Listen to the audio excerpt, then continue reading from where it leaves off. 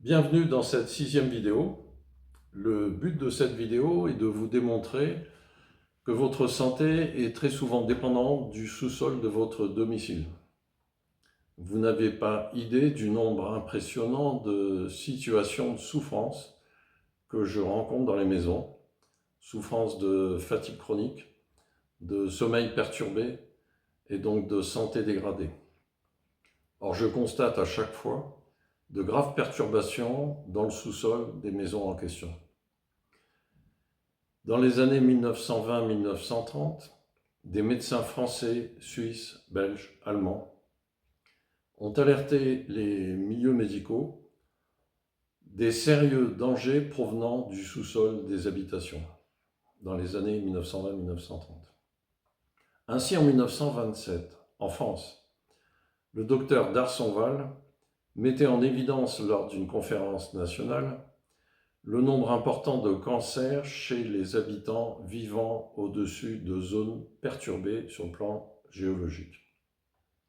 La même année, en 1927, le docteur Darsonval mettait en évidence, lors d'une conférence, le nombre important de cancers chez les habitants vivant au-dessus de perturbations géologiques.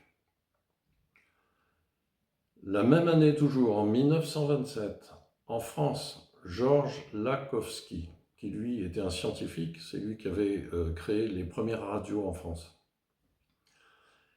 Il observait que les terrains changent leur charge magnétique au-dessus des perturbations géologiques, et notamment au-dessus des failles, et que ces zones coïncidaient avec 3 fois plus de cancers chez les habitants de ces zones en question.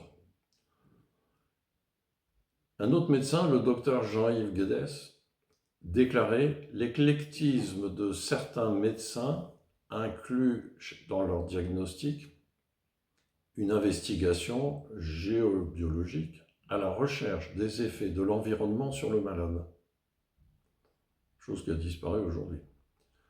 La connaissance, disait-il, de la géobiologie est un élément qui permettra une approche thérapeutique plus globale pour le malade. Tout ça n'existe plus, malheureusement.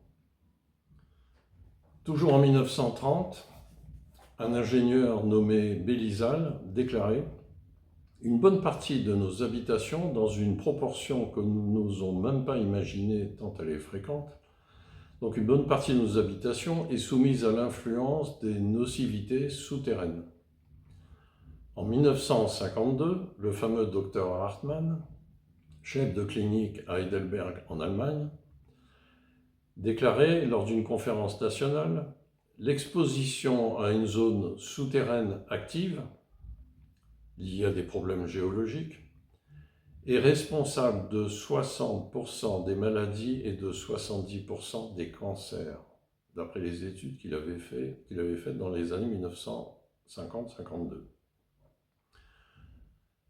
D'où l'intérêt, disait-il, de se préoccuper sérieusement de ces mauvaises influences. Bon, depuis, on ne s'en est pas occupé. En France, dans la ville de Moulins, le docteur Picard, ville de Moulins qui est dans le centre de la France, le docteur Picard déclarait « Je me suis aperçu que la maladie de mes patients était la plupart du temps en rapport direct avec le milieu ambiant, d'habitation ou de travail. » En fait, les zones géographiques où la proportion des maladies graves était les plus surprenantes étaient des zones perturbées au niveau géologique. Ce fut le point de départ de mesures plus spécifiques, en particulier l'étude des rayonnements bêta et gamma, des rayons telluriques dits de Hartmann et des micro-ondes de l'environnement. Jusqu'à ce jour, disait-il dans les années 80, et malgré la somme des connaissances accumulées pendant 10 années et des milliers d'observations, nous sommes toujours réduits au silence. Ça n'a pas changé. Et pourtant, disait-il, il y a un fléau appelé cancer. Il s'avère de plus en plus qu'il s'agit d'un déséquilibre cellulaire dû à un dérèglement électromagnétique de la cellule et induit par des énergies les plus diverses, chimiques, physiques, psychiques, mais en fin de compte, électromagnétiques. Or, le déséquilibre électromagnétique sur un être vivant est désormais mesurable grâce à l'électrophysique, chose qu'on ne fait plus aujourd'hui. L'électrophysique qui nous permet de connaître le potentiel magnétique d'un malade et de mieux comprendre les effets sur le milieu ambiant. Je remercie, disait-il, l'architecte et scientifique Rémi Alexandre, qui fut le premier architecte à faire une thèse sur la médecine de l'habitat. Cette thèse qu'il a déposée à l'université en 1978. Ce monsieur s'intéressait aux travaux du docteur Picard, et celui-ci le remercie d'avoir écrit cet ouvrage qui permettra au lecteur de faire connaissance avec des notions oubliées depuis des décennies, encore oubliées dans les années 2000. Souhaitons que cette étude, cette thèse, incite à la réflexion. On connaît la suite, il n'y en a pas eu.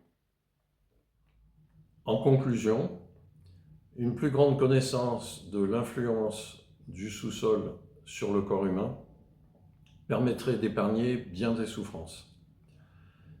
Si vous saviez ce que je vois lors de mes rendez-vous, c'est plutôt déprimant. Beaucoup de situations de sommeil perturbé, je vois des tables de nuit couvertes de comprimés pour dormir, des appareils pour respirer la nuit, etc.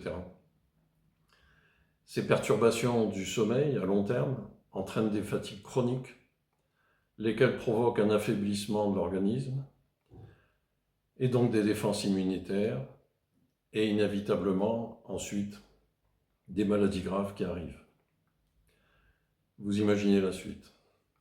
C'est l'effet domino. La médecine arrive après. Trop souvent, trop tard. Ajoutez à cela la 5G, le Wi-Fi, les perturbations électromagnétiques modernes. Si seulement on vous avait connu plus tôt, me disent régulièrement mes clients, si seulement on vous avait connu plus tôt. Et on aurait évité beaucoup de situations vraiment inquiétantes. Certes, la géobiologie ne règle pas tous les maux, ni toutes les maladies, mais elle en éviterait beaucoup. Les anciens l'ont toujours su, nous l'avons négligé et nous avons perdu cet usage. Dans les ruines romaines, dans les ruines des villas grecques ou des villas romaines, il n'y a jamais la moindre perturbation géologique. 2000 ans après, quand je fais des constats sur place, ça n'a pas changé. L'énergie est toujours bonne, jamais de perturbation du sous-sol. En vous remerciant pour votre attention et au plaisir pour une prochaine vidéo.